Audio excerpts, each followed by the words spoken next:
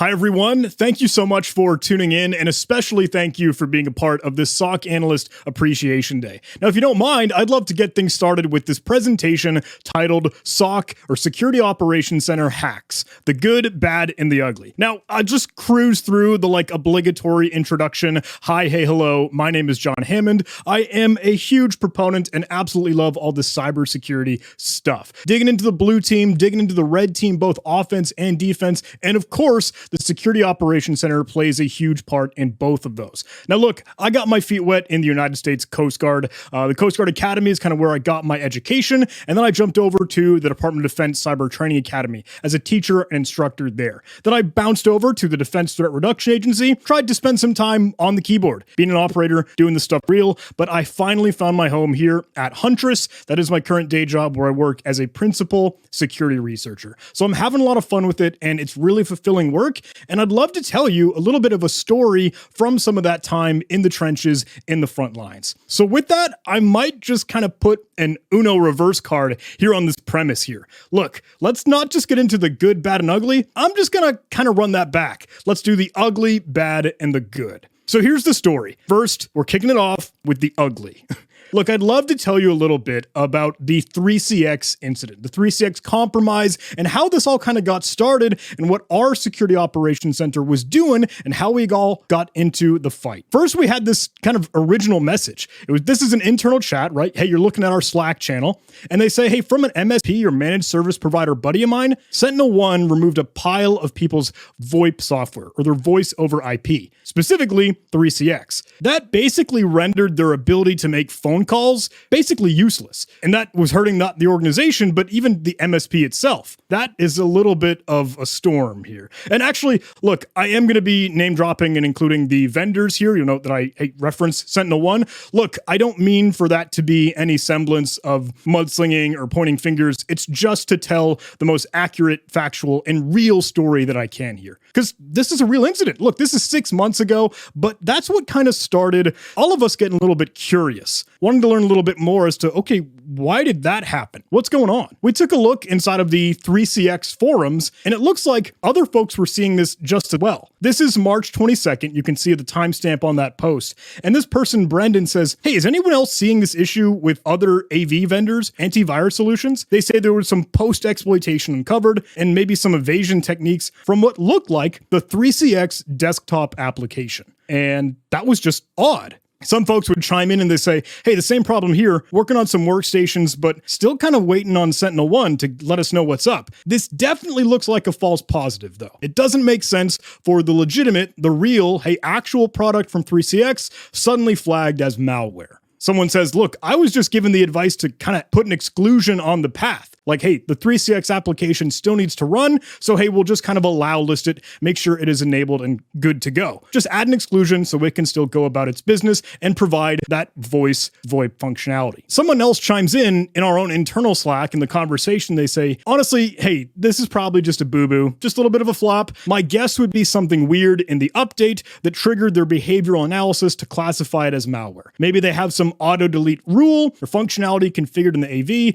that would just remove it. This is kind of, I don't know, a bit of the crutch of us relying maybe on some automated solutions like the machine learning, the artificial intelligence, etc. I don't know, whatever buzzwords you want to slap into it, but it's forcing the programmatic and automatic remediation done by the computer, done by software in the program. It'd be nice if we, us people, human beings, could add in that context and really know what's good, what's bad, and what's ugly, right? And that is where us, Security Operations Center analysts and researchers, really have to jump into the fight. The thing is, this didn't really get readily cleaned up. We actually saw in that 3CX thread, the forums, they say, hey, there's a support team member, the staff that said, look, if you're using SentinelOne and you're having an issue, you should probably contact them directly. 3CX support, hey, we can't really offer you anything else right now. You would have to go check in with S1. And there were a couple questions on that, but they did their best to respond. Look, there are hundreds, if not thousands of AV solutions out there, and we can't always just just kind of gauge and sanity check what they decide to do. Maybe they just, I don't know, are having that issue, having a flop, a little whoopsie boo-boo,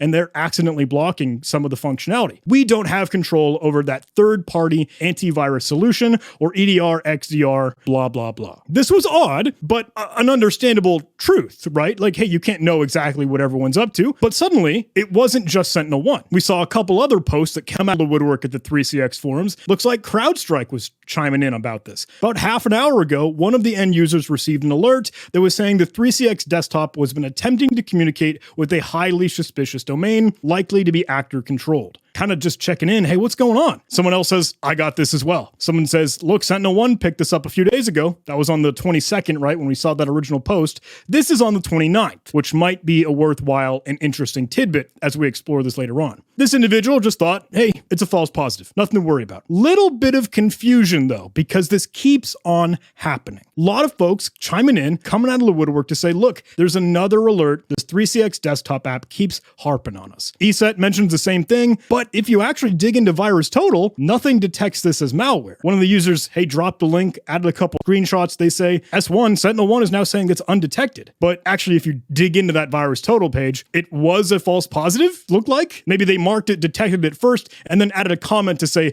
look, we verified and validated. This is in fact a false positive. But later on, CrowdStrike comes in and says, hang on, this might be a true positive. And this is where the confusion and uncertainty keeps kicking in. More and more posts, more and more, hey, communication from other community members. I don't know what's going on. Is this a false positive? Is this a true positive? Can we get some communication? Can we get an official statement? Can we get word? Just notice. Is this what it is, or is it something entirely different? Back to our internal Slack chatter, someone said, hey, I'm seeing all this forums communication, but also tracking this new Reddit post. Looks like this was posted just moments ago, maybe 30 minutes ago when we get to see this Reddit thread. Maybe this is a new development. And hey, we start tagging some of the researchers, myself included, and we start to think we should do some rapid response on this. We should probably dig into this and see what's going on. Rapid response is that sort of internal process where we try to get all hands on deck, or as many folks as we can, into the action on this so we can really uncover what's happening and we can bring the best output, info, and tactical details to the community. This is that Reddit post. And this is CrowdStrike. CrowdStrike was the first to kind of, hey, sound the alarm, bring this to the front light here, and they say situational awareness, CrowdStrike is tracking an active intrusion campaign targeting 3CX customers. On March 29th, we observed unexpected malicious activity emanating from a legitimate signed binary 3CX desktop, the soft phone application from 3CX. The malicious activity includes beaconing to actor-controlled infrastructure, deployment of second-stage payloads, and in small number of cases, hands-on keyboard activity, where the threat actor goes interactive and starts to, on their own, like hand jamming on the keyboard, make a mess, wreak havoc, whatever they might do. Now we start to chat about this internally. CrowdStrike is tracking this 3CX compromise as a backdoor via an APT, or advanced persistent threat. And we start to do our own homework, hey, dig into the telemetry and data that we have, and we can see just in the last 24 hours, like in the past day, there are almost 1,000 organizations, like, hey, businesses that may be a managed service provider or the downstream small mid-market businesses across 427 accounts, almost half of 1,000. And with that, it was made pretty clear, March 30th, we've got some folks really kind of laying the flag in the ground here. Absolutely 1,000%, the 3CX desktop app has been compromised. And this is just a user. This is just, hey, one of the end users on the forum, and they express there's malicious activity emanating from a legitimate signed binary 3CX desktop app. More banter on our side. It looks like there is widespread exploitation that we're hearing from other vendors, other folks playing in the pool here, but there's limited interactive activity. Seems like the threat actor wants to grab as much access as possible and then filter down to whatever targets they might be interested for later post-exploitation. And now we want to alert the SOC, right? Hey, we should get everyone in the know on this, our security operations center and analysts. Hey, if you see anything weird related to 3CX, whether it's files or software, don't assume that this is a false positive. There could be a huge storm coming. And with that, we're getting into the bad. It's confirmed. Like, we know that there is some active exploitation. There's a storm brewing and there's an incident that is unfolding. The 3CX phone, 3CX desktop application is being compromised by legitimate updates, like really sent from 3CX themselves, that are Trojanized and backdoored. And the problem is, like, if we take a look on Shodan, that's about almost 250,000 3CX phone systems just available on the open internet, like publicly exposed. This is the data and the telemetry that anyone can see out on the internet. In the United States alone, that is 50,000 endpoints, and there is a whole lot that could be potentially impacted. And the forums are still just as confused. Hey, we're trying to get details. We're trying to have some communication. Is there a known version of this app that's compromised? Hey, maybe we're in a variable, hey, different usual setup than what folks normally run for 3CX. Or can anyone answer, hey, is this the Windows native app or something that's installed via the browser? What about the Mac installation? What about any other rendition of this software? Just kind of scratching our head, what is going on? Now, back internal Slack, we're starting our rapid response process. We're trying to suit up, hey, get into the action here and really start to dig into this. I fire up some Slack huddle, like a Zoom call, you know, the war room, to get all the remote folks together, and we're gonna hard charge on this. But someone says, hey, who's gonna take lead on this rapid response initiative? And whoops, hey, I guess I started the Slack huddle, so great, I'm the lead, and memes and GIFs, and we start to have a little bit of fun with this. Let's see how we do when we start to chase this threat. Now, first things first, we really need to understand the attack surface, right? We need to know who is susceptible, what versions are impacted, what has already been compromised. And look, we could check out on Shodan as we've done across the open internet, but look, we want to be digging into our partners. Hey, the Security Operations Center, the SOC, look, we got to be providing security for the people and the organizations and the businesses that we provide those SOC services for. So we put together this Google sheet of, look, these are all of the affected hosts, organizations, accounts, endpoints, and the versions of the 3CX desktop app that we're privy to. And I note that, look, this is a listing of all of the endpoints, all the hosts that have a startup functionality, like a service running for the 3CX desktop app. And in our user base, that's like 8,000 hosts. So there's a lot to do. With that, we start to get to work. We start to do some of the analysis. Hey, maybe some root cause analysis, trying to dig into what the vulnerability might be, what these samples and versions of the 3CX desktop app could be made up of. What is the source code? What's happening here and where? Is there truly malware? In what way, shape, or form? And then can we start to do some more of the preventative measures? Hey, are there maybe things that we could add on the file system or configure or tweak so that this isn't going to be a bigger problem later down the road? Can we identify actual impact and exploitation here? Can we write any detections or do some detection engineering so that we can better arm and alert our SOC analysts and folks that are digging into this? And of course, what can we give the SOC analysts in the first place so that we can make sure we're getting the right information out? This is when we start to see some really cool stuff happen, though, because look, digging into the SOC, the Security Operations Center, these might be some of those SOC hacks where, look, this is where we start to see the norming, storming, forming, whatever folks say to get into this in a team effort. They say, hey, we are going to be digging into this. Are we isolating machines as we find potential compromises? What if there are some processes still running? Can we get the notifications, the mass communication out and about? And folks are asking questions like, hey, what are we doing here, where, and there? Hey, what is the approach that we're taking for these different vulnerable versions? That is the team dynamic, and maybe not such a bad thing, but hey, starting to sow the ground for good things, the great work that we're doing together to fight back against this thing. But we have to be kind of walking a tightrope here, because bear in mind, look, 3CX is a phone system, and that could basically count as, like, I don't know, some critical services, some real functionality, operational capability that has to remain intact for a business and an organization to keep running smoothly. Like, this could be a big deal, because if we started to block those processes, stop some of the activity, or even like isolate, quarantine different machines, they will lose access to their phone systems. Businesses, organizations, they won't be able to make or receive phone calls, just like we saw. So we have to make the judgment call. Look, when we send out our reports and our notifications, we absolutely need to be doing this as fast as possible, the best that we can, help folks get alerted and in the know on all this, but we shouldn't be isolating. That's something that, I don't know, we just have to bear in mind. We can't, because it'll bring down their phone system, and that's some of that operational capability, look, we can't afford to mess with. Now, all along the way, suddenly suddenly I actually received an email from 3CX, like from, hey, personnel people over at 3CX. And they say, hey, John, we wanted to reach out to you on Twitter, but we couldn't contact you privately. Can we actually just kind of touch base over email? And I say, absolutely, without a doubt. Look, I'm happy to help. We want to be in this work together here, and we're tracking some of the chatter surrounding this. These are still early days, right? This is March 29th, not so much the 30th or some of the days when we reach the weekend as we start to kind of work through this the best we can. And they say to me, look, we're really interested in all this, but we haven't seen any cases of actually compromised instances. We're not aware of any beaconing malware or malicious traffic, and that was a bit odd to me. So I tried to, hey, lay all the cards on the table, let them know, look, this is what we're tracking, this is what we see. We can see installed updates actually beaconing out to other external resources, those different domains and URLs you might have caught wind of, but they didn't seem to be tracking this. Do you have any samples of the update in question or the compromised DLL?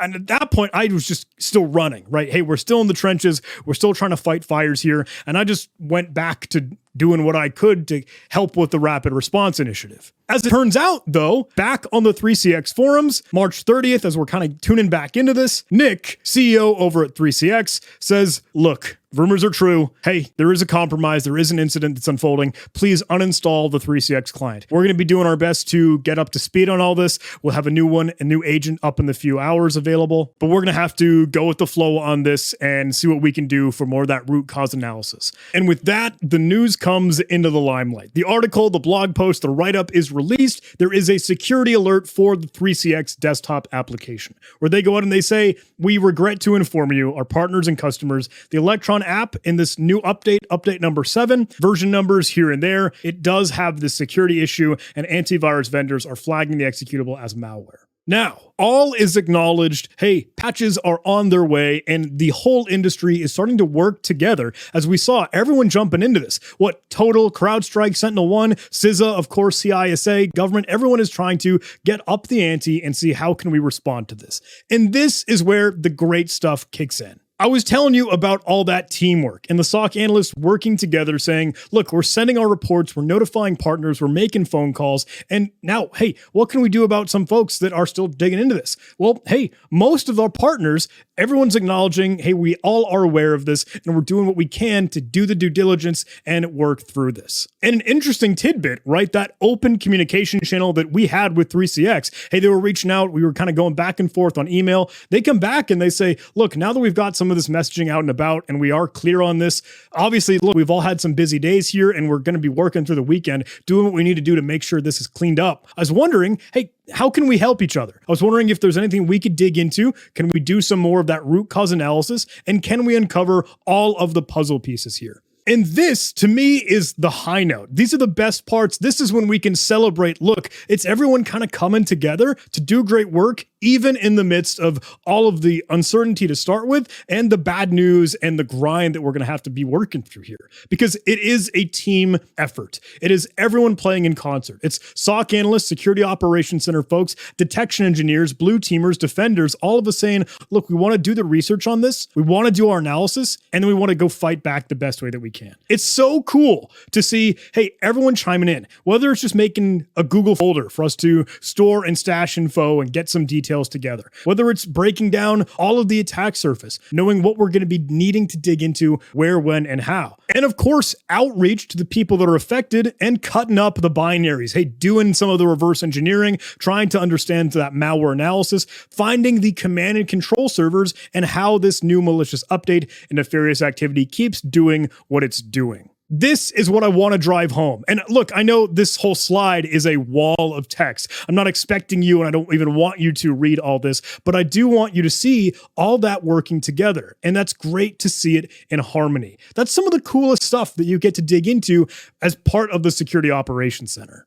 That's it. That's that heartbeat. That's that pulse. And that is what we do for cybersecurity. Now here we come to the close of the story, right? Hey, we're trying to get the information out and about. And the best way that we can do that is to share our messaging, whether it's a blog, whether it's an article, write up or whatever. Look, we're trying to pull this all together. And I don't want to drag you through all of this because I know it gets into the nerdy, hey, nitty gritty, technical details in the weeds and all that jargon. But I do think it's some really cool stuff. And this is part of like the byproduct of the great work that you do here. Look, if folks wanted to dig into it, I wanted to throw just a teaser up on the screen, but you can start to understand maybe some of that living off the land tradecraft, some of the shady, nefarious stuff that hackers and threat actors really do. And I gotta be honest, like they attributed this to APT. Advanced Persistent Threat. So a serious incident with some neato malware. And actually, look, I will give you this flowchart at the very least to tell you how this all went down,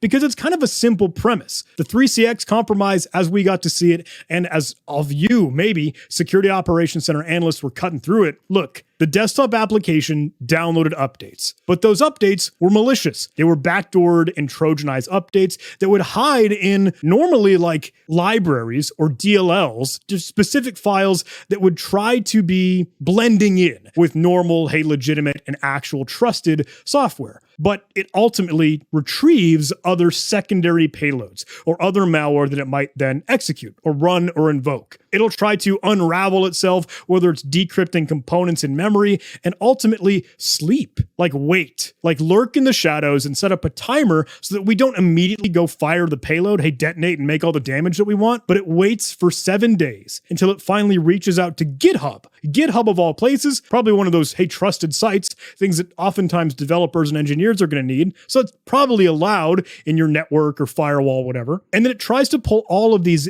image files down. But inside of those image files are more malware, more stages and payloads that'll detonate and run. But inside of those icon files is more malware or more instructions as to how it can communicate with the command and control server, the C2 server, and the instance waiting to give it new marching orders as to what to do next on all of these compromised instances that are seriously pushed downstream by these 3CX updates. Now, what's kind of peculiar here is that this is using GitHub, staging all this inside of a public, like internet-based GitHub repository. So look, maybe something we could do is try to take down not just those domains, those websites that, hey, the malware would reach out to, but even the source of truth for that, the GitHub repository itself. I tried to send a, hey, abuse complaint and maybe at least report this repository. I was able to get a response from GitHub, and that was a really, really cool thing to see. Look, that was taken down. And maybe, I don't know, there's no really way to tell. Did that affect the attack chain? I don't know.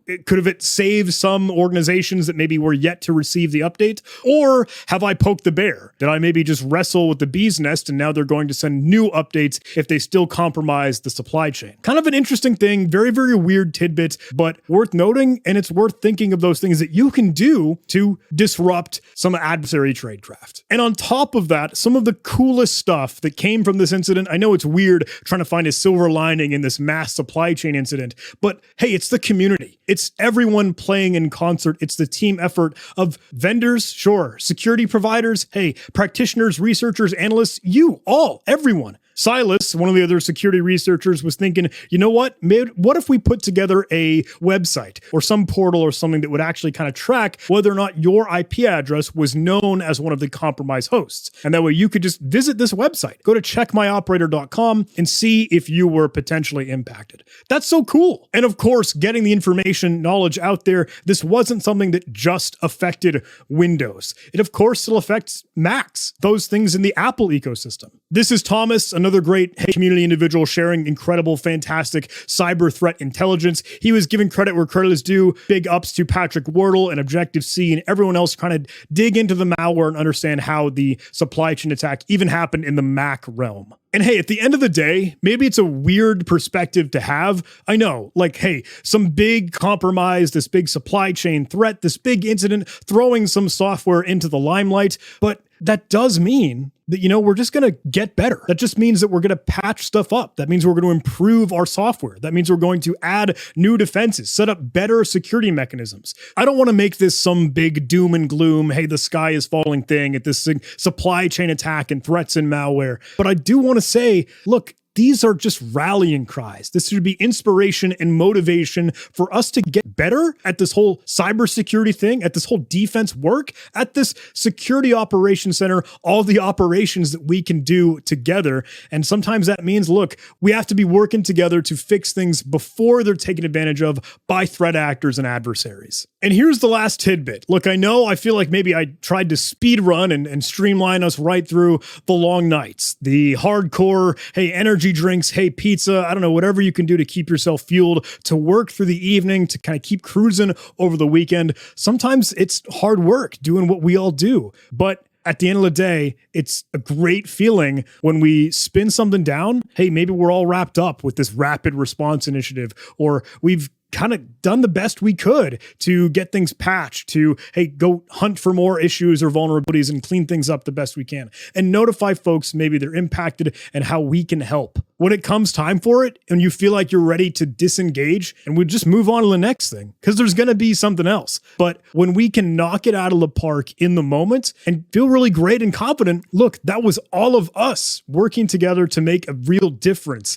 and to move the needle. We're going to knock it out of the park for the next one. And that's what I want to harp on. Your work matters so much. If you're a security operations center analyst, look, what you can bring to the table, even when stuff feels like it's hitting the fan, we bring to light internal teamwork, that collaboration, that camaraderie, everyone working together, asking questions and learning how we can do this the right way, the best that we can, and building relationships. Hey, working with other folks in the industry, starting to network, trying to see who else is chasing this same thing and asking them questions and learning from them, all of us learning from each other. That is the best networking we can do. Not just the technical, hey, IPv4, IPv6 nonsense. No, it's people, and we're building those relationships together. Industry collaboration, of course, private and public sector, getting out the information with awareness and messaging, tactical threat intelligence, showing everything that we can so that we can help organizations. And at the end of all that, look, superb work and fulfillment. It's hard work, we all know, but hey, it feels so good when you're at the light at the end of the tunnel and you really achieve something. You really accomplish this difference that we can make in the industry from you, all of us protecting the industry, from protecting the whole cybersecurity landscape.